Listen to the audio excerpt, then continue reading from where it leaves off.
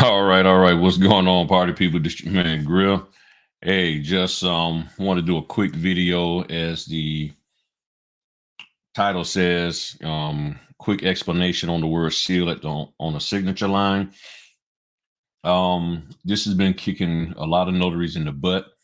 They've been making a lot of mistakes with this. Been going around stamping every time they see the word seal, whether it's on the signature line or not, and that doesn't make sense. There's nothing in your notarial training that should have ever taught you that. If somebody has been teaching you that, then you need to have a conversation with them and probably get your money back. So, um, let me show this to y'all real quick. And I'm gonna go into a little more detail. I'm a little tired right now, and I was going to actually try to do a more detailed video about this today, but I just didn't get around to it because me and the wife had some stuff to do at her salon and in school, doing some painting and everything. So I just got back home doing that. What time is like a little bit after 9 o'clock, and she's at the store taking care of some stuff. So I'm just waiting for her to get home because I don't go to bed until everybody's home safely and all of that. So I figured I'd just do this quick video and all of that. So as you see, this is a promissory note. And as you see on the signature line, it doesn't say anything about seal. But then you look at this one and it does. So the way you handle both of these is the same. You don't stamp them. It's that simple. You don't stamp them. There's no reason for you to stamp either one. You do not stamp them.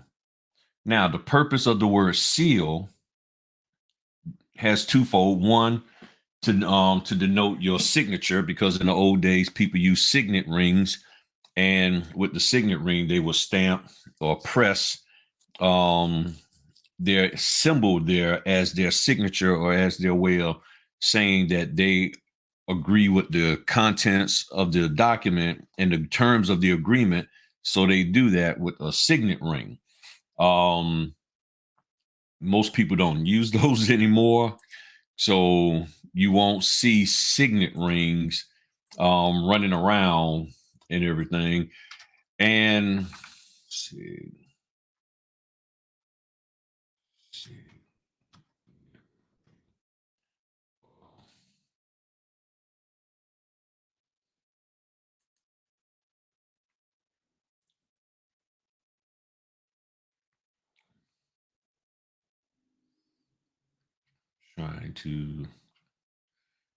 Trying to see if I can find one to show y'all. They're showing all these rings, but none of the ones I'm seeing are actual signet rings.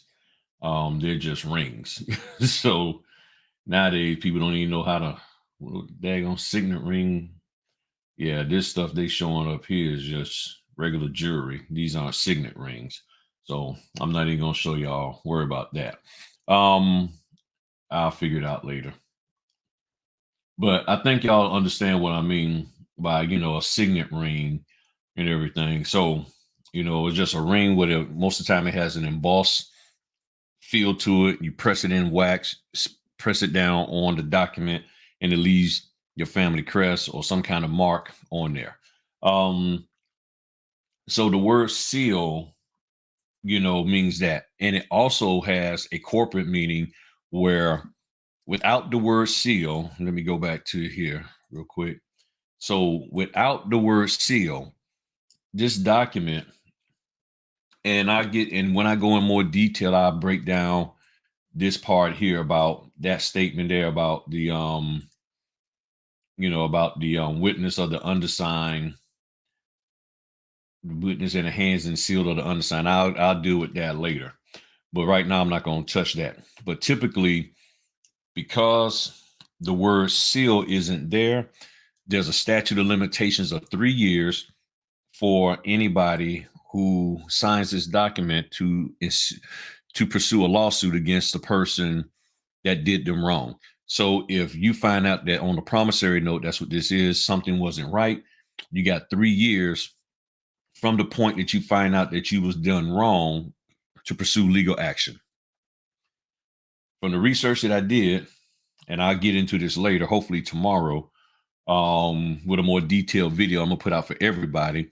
But I want to just give y'all a brief overview about it today.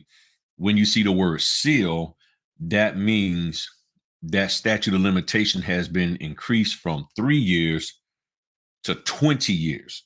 Now, it's not applicable in every state.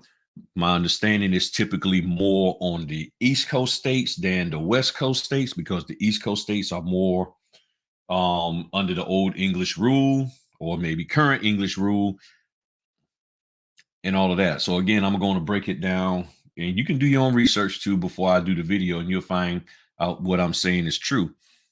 Now, you go to the NNA, the NNA just says don't stamp there. It's, denotes your signature, but there's more to it than just not stamping there. And that's what I'm gonna go into. And I was doing some research on Saturday morning and everything, just looking into this, and I found out some good information, got all the links, and I'll make all of that stuff available to you when I do my main video. But the bottom line is simply this: for those of you who are new notaries, even older notaries, just a notary, you do not put your stamp on that just because it says seal. It has nothing to do with you. If the area on that paper has no notarial acknowledgement wording on there, you don't mess with it. You don't stamp it. You don't do anything. But people get nervous. They get scared. Somebody is lying to y'all and telling y'all this, and you need to make them prove it. Prove to me that I'm supposed to put seal on everything. And then, as I always say, contact the signing company, contact the title company, and ask them, hey, should I be doing this? Should I be stamping everywhere the word seal is? It's either yes or no. Which one is it? You know what I'm saying? Which one is it? That's what you need to find out from them. And if you're not willing to ask them the questions, then you sort of putting yourself in a bad situation by just running around randomly listening to everybody out here on YouTube. But that's just a quick overview. Real simple. The bottom line is this: do not put your stamp there. That is not where you just stamp just because it says seal.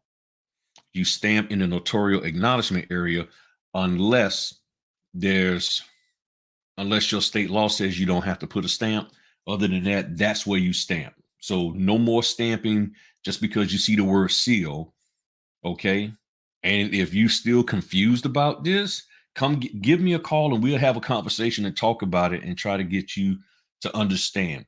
But if you feel that you're supposed to, don't just go by what your notary trainer or mentor said.